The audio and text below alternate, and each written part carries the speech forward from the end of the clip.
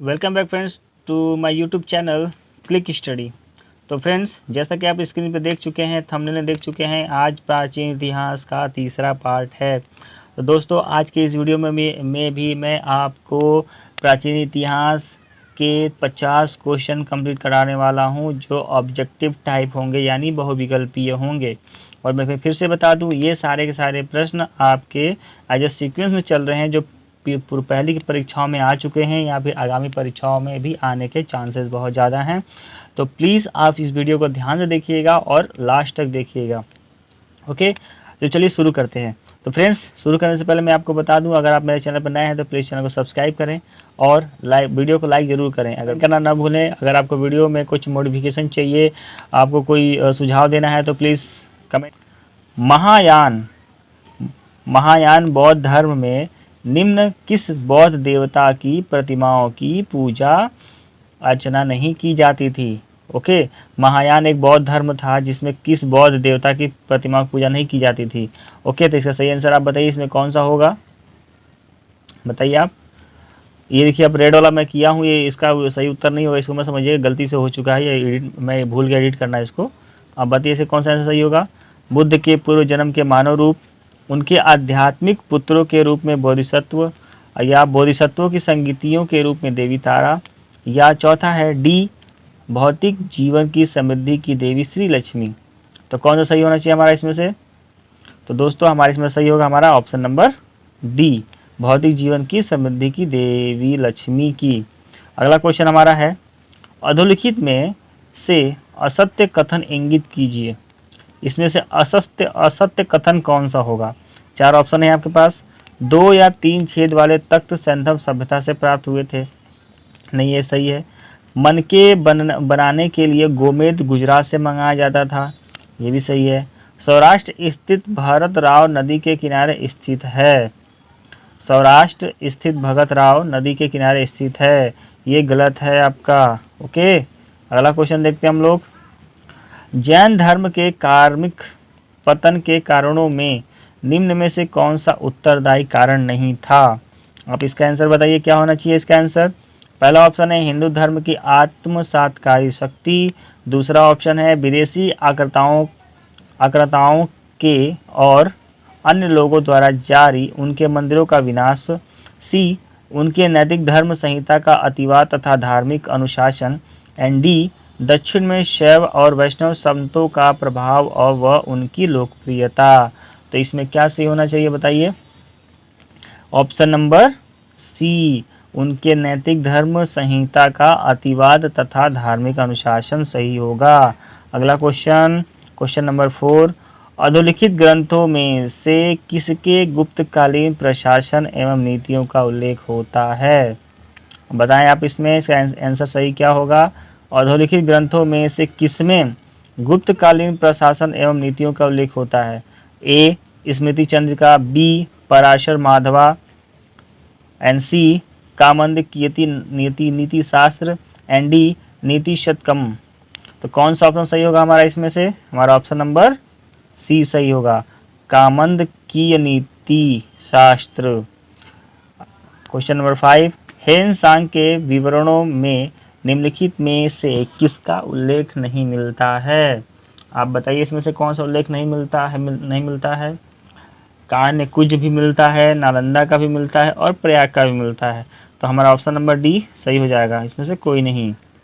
Next question, निम्नलिखित में से किसको मंदसौर प्रशस्ति का रचयिता माना जाता है? ध्यान दीजिएगा, क्वेश्चन नंबर 6 है ये। निम्नलिखित में से किसको मंदसौर प्रशस्ति का रचयिता माना जाता है? वत्सभट्टी, वासुल या रवि शांति को, या डी, ए और बी दोनों, मतलब वत्सभट्टी या वासुल दोनों को माना जाता है। तो इसका आंसर क्या होगा? आंसर नंबर डी, वत्सभट्टी और वासुल दोनों को माना जाता है। क्वेश्चन नंबर डी है 7 है, राजेश्वर के निम्नलिखित ग्रंथों में से भारत की भौगोलिक स्थिति का विस्तार पूर्वक वर्णन प्राप्त होता है? किसमें से होता है प्राप्त? ए, काव्य मीमांसा, बी, कर्पूर मजरी, एंड सी, दोनों में, या डी, इनमें से कोई नहीं। तो किसमें भारत का भौगोलिक स्थिति के बारे में जानकारी प्राप्त होती है? तो वो हमारा होगा काव्य मीमांसा में से। अगला क्वेश्चन है, अर्थ व अर्थशास्त्र में प्रयुक्त परिमितार्थ एवं शासन हर शब्दों का आशय निम्नलिखित में से है, निम्नलिखित में से किससे है? ध्यान दीजिएगा, अर्थशास्त्र में प्रयुक्त परिमितार्थ एवं शासन हर शब्दों का आशय निम्नलिखित में से किससे है? ए संदेश वाहकों से, बी गुप्तचरों से, एंड सी राजदूतों से, एंड डी न्यायाधीशों से। तो कौन सा है इसमें से? तो हमारा आंसर नंबर हो जाएगा सी, राजदूतों से। राजदूतों को बोला जाता था। क्वेश्चन नंबर 9, कौटिल्य के अपने अर्थशास्त्र में निसृष्टार्थ शब्द का प्रयोग है, अधोलिखित में से ये किसके लिए प्रयुक्त है? अब बताएं इसका आंसर क्या होगा। सृष्टार्थ शब्द का प्रयोग किसके लिए यूज हुआ है? गुप्तचरों के लिए, न्यायाधीशों के लिए, आमात्यों के लिए, या फिर संदेश वाहकों के लिए? किसके लिए यूज हुआ है? बताएं आप इसका आंसर।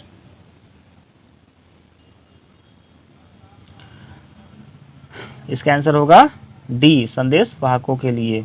क्वेश्चन नंबर 10, निम्नलिखित में से विदेशी यात्री ने राष्ट्रकूटों के बारे में विवरण दिया है, राष्ट्रकूटों के बारे में विवरण दिया है, कौन है वो? किस विदेशी यात्री ने? सुलेमान, अल मसूदी, मनुची या ट्रेवनियर ने? ट्रेवनियर किसने दिया है? बताएं आप इसका आंसर। तो इसका आंसर हो जाएगा अल मसूदी। ओके फ्रेंड्स, इसका आंसर क्या हो जाएगा? अल मसूदी। नेक्स्ट क्वेश्चन है क्वेश्चन नंबर 11, कालिदास के निम्न ग्रंथों में से किस ग्रंथ से शुगों के इतिहास के बारे में जानकारी मिलती है? अब बताएं इसका आंसर क्या होगा। A Kumarasambhavam, B Ritusamhara, and C Vikramorvashiyam, and D Malavikagnimitram. कौन सा सही है इसमें बताइए आप। तो इसका आंसर होगा मालिका विकाग्निमित्रम। इससे आपको क्या मिलता है जानकारी? इतिहास किस ग्रंथ है? शुकों के बारे में जानकारी मिलती है इससे। क्वेश्चन नंबर 12, 12 नंबर क्वेश्चन है, निम्नलिखित में से किस ग्रंथ से विज्ञान संबंधी तकनीकी जानकारी प्राप्त होती है? ए वहार मिहिर की वृहद संहिता से, बी कालिदास के ज्योति वृंदाभरण से, सी विशाखा दत्त के मुद्रा राक्षस से, एंड डी उपयुक्त में से कोई नहीं। तो क्वेश्चन आप ध्यान से पढ़ लिए एक बार और कि किस ग्रंथ से विज्ञान संबंधी तकनीकी जानकारी मिलती है, बताएं। तो इसका सही आंसर होगा वराह मिहिर की वृत्त संहिता से। ओके। क्वेश्चन नंबर 13, निम्नलिखित में से किस अभिलेख से यह जानकारी प्राप्त होती है कि दारा प्रथम ने सिंधु घाटी पर अधिकार कर लिया था? दारा प्रथम ने सिंधु घाटी पर अधिकार कर लिया था, किससे पता चलता है? 4 ऑप्शन है, पार्सिपोलिस के बेहिस्तून अभिलेख द्वारा, बोगच कोई अभिलेख द्वारा, या रुद्रदामन के गिरनार अभिलेख द्वारा, या उपयुक्त में से कोई नहीं। बताएं इसका आंसर क्या होगा। तो इसका आंसर फ्रेंड होगा पार्सिपोलिस के बेहिस्तून अभिलेख द्वारा यह पता चलता है कि दारा प्रथम ने सिंधु घाटी पर अधिकार कर लिया था। ओके। अगला क्वेश्चन, क्वेश्चन नंबर 14, एहाल अभिलेख में पुलकेशिन द्वितीय की विजयों का विवरण प्राप्त होता है। इस अभिलेख का रचयिता था, इस अभिलेख का रचयिता कौन था? A Harisena, B Ravikirti, C Vatsabhatta, and the D Banabhatta. इसका रचयिता कौन था आप बताएं इसका। इसका रचयिता था Ravikirti. Okay. Next question, Rigveda में वर्णित सभ्यता का क्या अर्थ है? ए खाना बदोश घुमंतु सभ्यता लगती है, एंड बी राजतंत्रीय लगती है, एंड सी सैनिक कुलीन तंत्र जैसी लगती है, एंड डी सामंती लगती है। तो बताइए क्या था आपका। तो ये आपका था ऋग्वेद में जो वर्णित सभ्यता है वो कैसी सभ्यता थी? तो सैनिक कुलीन सभ्यता जैसी लगती है। ओके। नेक्स्ट क्वेश्चन, ऋग्वैदिक काल में आर्य लोगों का मुख्य व्यवसाय क्या था? ऋग्वैदिक काल में आर्य लोगों का मुख्य व्यवसाय क्या था, बताएं आप इसका। तो उनका मुख्य व्यवसाय था खेती करना। नेक्स्ट क्वेश्चन, वैदिक काल में बहु विवाह की प्रथा थी, किस राजवंशों में थी? ठीक है, तो केवल निर्धन वर्ग में थी, केवल राजवंशों में थी, केवल अभिजात कुलीनों में थी, या केवल शूद्रों में थी, मतलब किस जाति में थी, बताएं आप इसका। तो ये था सिर्फ आपका केवल राजवंशों में बहुविवाह की प्रथा। क्वेश्चन नंबर 18 है, सतपथ ब्राह्मण 4 वेदों में से किसी एक का भाग है, कहा जाता है कि यह क्या थे। ए कृष्ण यजुर्वेद का है, बी शुक्ल यजुर्वेद का है, एंड सी अथर्ववेद का है, एंड डी सामवेद का है। तो किसका है ये, आप बताएं ये किसका है। ये है आपका शुक्ल यजुर्वेद का। ओके, 19 नंबर क्वेश्चन देखते हैं हम लोग। वैदिक काल में जाति व्यवस्था तो अवश्य थी, किंतु यह व्यवस्था थी किस पर आधारित थी, आप बताएं। ए कर्म पर, बी जन्म पर, सी आचरण पर, एंड डी जन्म और कर्म दोनों पर। तो किस पर आधारित थी ये, सिंपल सी बात है, वैदिक काल में जो जाति व्यवस्था थी आपकी वो जन्म और कर्म दोनों पर आधारित थी, option number D. Okay, question number 20 हम देखते हैं। वैदिक काल की सभ्यता तथा संस्कृति का मुख्य स्रोत क्या है। वैदिक काल की सभ्यता तथा संस्कृति का मुख्य स्रोत क्या है। ए प्राचीन खंडहर व भग्नाशेष, B Rigveda, and C Atharvaveda, and D संहिता तथा ब्राह्मण ग्रंथ। तो बताएं आप इसका आंसर क्या था, क्या होगा।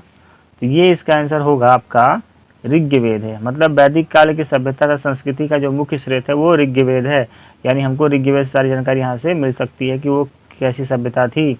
ओके, वैदिक काल में। क्वेश्चन नंबर 21 देख रहे हैं हम लोग। निम्नलिखित तथ्यों में से कौन सा गलत है। ए आर्य वस्तु की प्रकृति पूजक थे, आर्य वस्तुतः प्रकृति पूजक थे। बी आर्य प्राकृतिक शक्तियों की दया और कृपा के आकांक्षी थे, एंड सी आर्य एकश्वरवादी थे, एंड डी आर्यों के जीवन में सदाचार की बड़ी महत्ता थी। क्वेश्चन ध्यान से पढ़िएगा, पूछा है तथ्यों में से गलत कौन सा है। तो आर्य ईश्वरवादी नहीं थे, मतलब सिर्फ एक ईश्वर विश्वास नहीं करते थे, अलग अलग तो अलग अलग विश्वास करते थे। ठीक है, तो वो हो गया आपका सी, ये गलत है। ओके, तो दोस्तों ये आपका चल रहा है प्राचीन इतिहास का एमसीक्यू चल रहा है, और इसको ध्यान से देखिएगा, पूरा वीडियो देखिएगा। मैंने अभी तक आपने 21 क्वेश्चन कंप्लीट कर लिया है। अब हम लोग 22वें क्वेश्चन पहुंचते हैं। 22वां क्वेश्चन आपका है, आर्यों का प्रारंभिक जीवन निर्भर था। आर्य लोग थे जिस पर उनका प्रारंभिक जीवन किस पर निर्भर था। ए कृषि पर, बी पशुचरण पर, सी कुटीर उद्योगों पर, या डी शिकार पर। किस पर था ये बताइए। तो ये था आपका पशुचरण पर। ओके, क्वेश्चन नंबर 23 यानी 23 देखते हैं। 23 नंबर, वेदों तथा उपवेदों की कुल संख्या कितनी है। 8 है, 7 है, 6 है, 4 है, कितना है। तो इसका होगा 8 है वेदों की कुल संख्या, वेदों तथा उपवेदों को मिला करके। 24 नंबर है, संसार का सबसे प्राचीनतम ग्रंथ कौन सा है। ये तो आप सबको पता होगा, सामवेद, यजुर्वेद, अथर्ववेद या ऋग्वेद। इन चारों में से संसार का सबसे प्राचीनतम वेद कौन सा है, तो वो है आपका ऋग्वेद। ओके, अगला क्वेश्चन है क्वेश्चन नंबर 25। मुख्य रूप से पहले 3 वेद ही माने गए थे। वेद त्रयी काफी प्रसिद्ध शब्द है। वेदों के अंतर्गत सम्मिलित किया गया चौथा वेद कौन सा था। तो इन चारों वेदों में से कौन सा था, सामवेद, यजुर्वेद या अथर्ववेद। इसमें से चौथा वेद कौन शामिल किया गया था, या डी उसमें से कोई नहीं। बताएं आप इसका आंसर। तो दोस्तों इसमें चौथा वेद जो शामिल हुआ था वो था अथर्ववेद। अथर्ववेद को बाद में शामिल किया था वेदों की संख्या में। ओके, तो दोस्तों ये क्वेश्चन नंबर 25 भी आपका कंप्लीट हो चुका है, और अब बाकी के आपके 25 क्वेश्चन और बचे हुए हैं। ओके, तो चलिए शुरू करते हैं। देखिए क्वेश्चन नंबर 26 है आपका, तक्षशिला की जनता का बिंदुसार के शासन के विरुद्ध विद्रोह का क्या कारण था।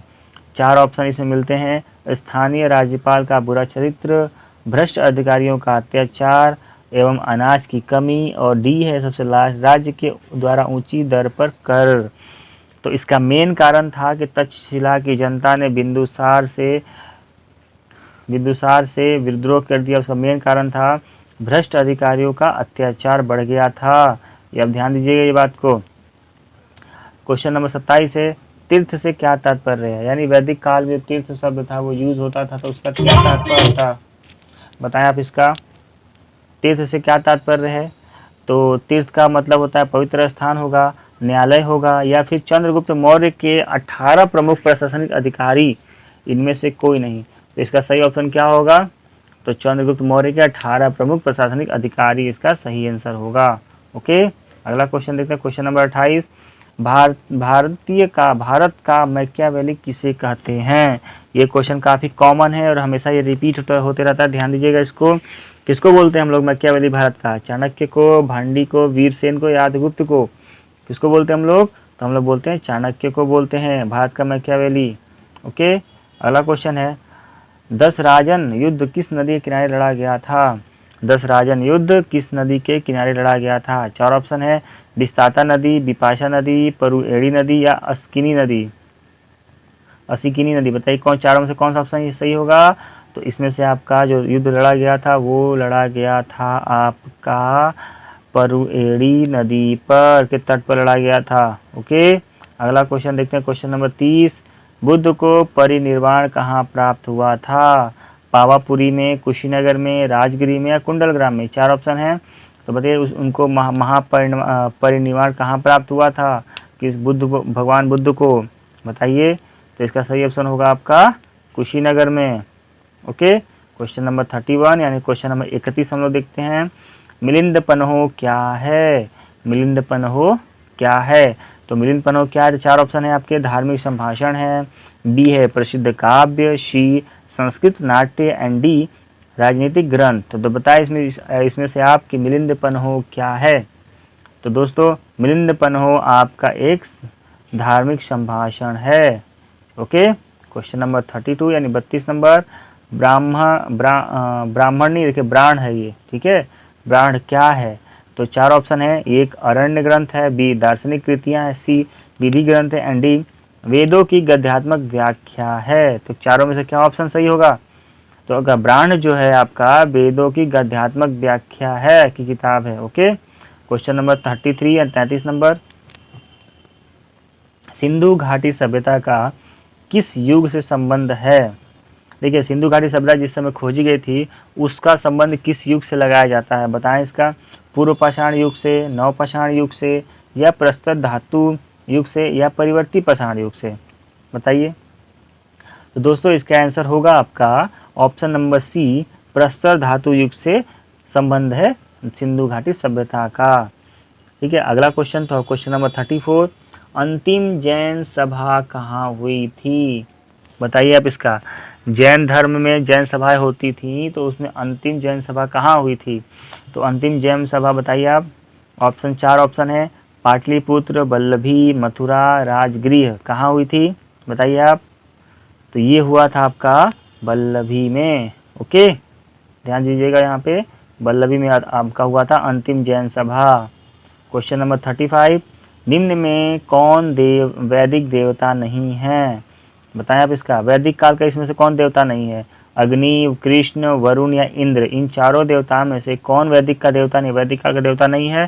तो सिंपल सी बात है, हम जानते हैं इसमें अग्नि को पूजते थे, वरुण को, इंद्र को पूजते थे, बस कृष्ण को नहीं पूजा जाता था। तो भगवान कृष्ण आपके कौन क्या हो गए? वैदिक के देवता ये नहीं है। क्वेश्चन नंबर 36 है आपका अगला क्वेश्चन, सिंधु घाटी सभ्यता की मुख्य विशेषताएं क्या थी? सिंधु घाटी सभ्यता मुख्य विशेषताएं क्या थी? ए मिट्टी खिलौने, बी नगर योजना, सी महल, डी पुस्तकालय। तो इसका आंसर क्या होना चाहिए बताइए आप? तो इसका आंसर हो जाएगा आपका सिंधु घाटी सभ्यता का मुख्य विशेषता क्या होगा? तो नगर योजना। ठीक है, सिंधु घाटी सभ्यता में नगर योजना बहुत ही मुख्य था। ओके, तो क्वेश्चन नंबर 37 देखते हैं। देखिए दोस्तों क्वेश्चन नंबर 36 कंप्लीट हो चुके हैं, आपका क्वेश्चन नंबर 37 है और ये आपका चल रहा है प्राचीन इतिहास का MCQ। ओके, और वीडियो को अभी तक बनने के लिए बहुत बहुत धन्यवाद। वीडियो को और भी देखें, 50 क्वेश्चन मैंने कंप्लीट करा रखे हैं इसमें। तो क्वेश्चन नंबर 37 है, आदि ग्रंथ का संकलन किसके द्वारा हुआ था? आदि ग्रंथ का संकलन किसके द्वारा हुआ था बताइए आप? ए गुरु Ramdas, B Guru Tegh Bahadur, C Guru Govind Singh and D गुरु अर्जुन देव। कौन हुआ था बताएं? तो इसका सही ऑप्शन होगा गुरु अर्जुन देव के द्वारा आदि ग्रंथ का संकलन हुआ था। क्वेश्चन नंबर 38, प्राचीन काल में कन्या के पिता को वर द्वारा एक जोड़ी बैल प्रदान करना किस विवाह के नाम से जाना जाता था? बताएं आप। जब शादी होती थी कन्याओं की पुराने जमाने में, वैदिक काल में, तो प्राचीन काल में तो बैलों की जोड़ी प्रदान की जाती थी, इसको क्या कहा जाता था? ए ब्रह्म विवाह, बी दैव विवाह, सी गंधर्व विवाह एंड डी आर्ष विवाह। इन चार ऑप्शन में क्या बोला जाता था उनको? तो दोस्तों उसको उनको बोला जाता था आर्ष विवाह। ओके, क्वेश्चन नंबर 39, नानक का जन्म कहाँ हुआ था? गुरु नानक का जन्म कहाँ हुआ था? करतीपुर, तलवंडी, अमृतसर या आनंदपुर? ठीक है, तो उनका जन्म हुआ था तलवंडी में हुआ था। Next question, question number 40। तो दोस्तों 40 नंबर क्वेश्चन पर हम पहुंच गए हैं। नल दमयंती की कहानी का फारसी में अनुवाद करने वाला था, किसने किया था? नल दमयंती की कहानी का अनुवाद फारसी में कौन किया था? A Abdul Qadir Badauni, B Faizi, C Abdul Fazl and D Nizamuddin Ahmad. तो इन चारों ऑप्शन में कौन सही होगा? किन्होंने किया था?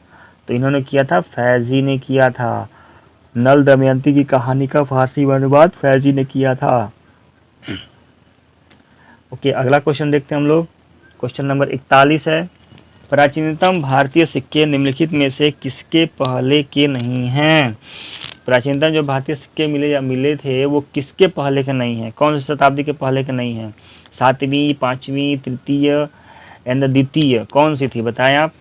तो ये आपका आंसर हो जाएगा 5वीं शताब्दी के पहले के नहीं थे वो सिक्के। क्वेश्चन नंबर 42 है, 42 नंबर है, शैव धर्म के इतिहास में कायावरोहण का क्या महत्व है? अब बताएं इसका कि शैव धर्म के जो इतिहास में कायावरोहण क्या है? तो ए पशुपात संप्रदाय के एक प्रमुख लक्षण पशुपात विमोचन से अभिन्न है। यह लकुलिस का जन्म स्थान था। यह काकापोलिको के व्रतों में से एक व्रत था। यह कालामुख संप्रदाय के अनुयायियों के लिए एक निर्धारित एक धार्मिक कृत्य था। ये चार ऑप्शन में से कौन सही होगा? कायावरोहण क्या है? ओके, कायावरोहण क्या है? तो दोस्तों इसका सही आंसर हो जाएगा, बताएं आप इसका सही आंसर हो जाएगा, यह लकुलिस का जन्म स्थान था कायावरोहण। ओके, अगला क्वेश्चन, क्षेत्रीय जन यौधेय निम्नलिखित में से किस देवता के उपासक थे? क्षेत्रीय जन यौधेय किस देवता के उपासक थे? तो चार ऑप्शन है, इंद्र, वासुदेव, पशुपति एंड कार्तिकेय। किसके उपासक थे आपके यौधेय? तो ये उपासक थे कार्तिकेय के। ओके, क्वेश्चन नंबर अगला देखते हैं हम लोग। हेलियोदोर के हेलियोदोर के बेसनगर अभिलेख में निम्नलिखित में से किसका उल्लेख है? ऑप्शन ए संकर्षण एवं वासुदेव, बी संकर्षण एवं प्रद्युम्न एवं वासुदेव, एंड सी केवल वासुदेव एवं डी सभी पंचवीर। इन चारों ऑप्शन में से कौन सा सही होना चाहिए हमारा? तो यहाँ पर सिर्फ और सिर्फ आपका ऑप्शन नंबर सी सही होगा। हेलियोदोर के बेसनगर में बेसनगर अभिलेख में आपका केवल वासुदेव का ही उल्लेख मिलता है। ओके, क्वेश्चन नंबर 45, निम्नलिखित में से किसका राज्य जैन धर्म मानने वाले तथा जैन मंदिरों का निर्माण करने वाले धन्याढ्य या व्यापारियों के लिए विख्यात था? बताइए, मतलब जैसे जैन धर्म को मानने वाले तथा जैन मंदिरों का निर्माण कराने वाले व्यापारियों के नाम था। तो इसमें चार ऑप्शन है, Gurjara Pratihara, B Chalukya, C Garhwal and D Kakatiya. इसमें से कौन सही होगा? ये क्वेश्चन नंबर 45 है, कौन सही होगा बताएं? तो इसका सही आंसर हो जाएगा आपका चालुक्य। ओके, तो इसका आंसर क्या हो जाएगा आपका चालुक्य। क्वेश्चन नंबर 46, ऐसी मान्यता है कि जैनों के मूल आगम में थे, अंग कितने थे जैनों के मूल आगम में? 6, 8, 10, 12, कितने अंग थे? तो उसमें 12 अंग थे, मतलब जैनों के मूल आगम में 12 अंग थे। क्वेश्चन नंबर 47, जैन धर्म का निम्नलिखित में से किसके निकट का साम्य है? जैन दर्शन का निम्नलिखित में से किसके निकट का साम्य है? तो वेदांत साम्य, सांख्य, वैशेषिक योगाचर, कौन सा है बताएं आप? ये होगा आपका योगाचर का साम्य निकट का। ओके, क्वेश्चन नंबर 48, निर्गर्थ शब्द का संबंध निम्नलिखित में से किससे है? चार ऑप्शन है, निर्गर्थ शब्द किससे संबंधित है? कैसा लग रहा है? आजीविका, चारवाक, जैन और पाशुपात। तो इसमें से आपका निर्गत जो शब्द है आपका जैन से रिलेटेड है। ओके, क्वेश्चन नंबर नेक्स्ट, असत्य कथन इंगित कीजिए। देखिए चार ऑप्शन दिए हैं, उसमें गलत कौन सा है? ऑप्शन नंबर ए है कुल्ली संस्कृति के लोग मकानों का निर्माण अनपढ़ पत्थरों से कराते थे। बी, मेही में भवन निर्माण में पक्की ईंटें प्रयुक्त हुई। सी, कालीबंगा का दुर्ग मजबूत रक्षा प्राचीर से युक्त है। एंड डी है, लोथल से अंडाकार अग्निकुंड प्राप्त हुआ है। तो इसमें असत्य चूज करना, गलत कौन सा है। तो हमारा ऑप्शन नंबर बी सही है कि ए गलत है, यानी गलत चूज करना। मेही में भी भवन निर्माण में पक्की ईंटें प्रयुक्त हुई तो नहीं। ओके, क्वेश्चन नंबर 50 और आज की इस वीडियो का अंतिम क्वेश्चन है। तो क्वेश्चन है आपका, उत्खनन के दौरान पाए गए बाटों में एक रूपता नहीं है। अनेक प्रकार के बाटों में सर्वाधिक बाट किस प्रकार के प्राप्त हुए थे। ए, शंक्वाकार, डी, ढोलकाकार, एंड सी, घनाकार, एंड डी, वर्तुलाकार। कैसा था बताएं आप इसका। अधिकतर किस प्रकार के थे, आपके घनाकार टाइप के बाट थे। और आज भी अधिकतर जो बाट चलते हैं मार्केट में घनाकार टाइप, घनाकार नहीं, आपके षष्ठकोणीय चलते हैं अधिकतर। ओके, षष्ठकोणीय नहीं, पंचकोणीय होता है। ओके, तो दोस्तों आज का वीडियो बस इतना ही। और इसके पहले मैंने 2 वीडियो और बनाकर रखा है आपका एंशिएंट हिस्ट्री यानी प्राचीन इतिहास का सीरीज 1 और सीरीज 2, आपका ये सीरीज 3 था। तो उन दोनों वीडियो का लिंक मैं आपको इस वीडियो को डिस्क्रिप्शन में दे दूंगा। और ये वीडियो जब खत्म होगा तो उसके लास्ट में भी वो दोनों वीडियो शो होगा, तो आप वहाँ से उसको देख सकते हो। ओके, तो वीडियो देखने के लिए दोस्तों बहुत बहुत धन्यवाद। अगर आपको वीडियो पसंद आई हो तो प्लीज़ लाइक ज़रूर करें और शेयर करना ना भूलें।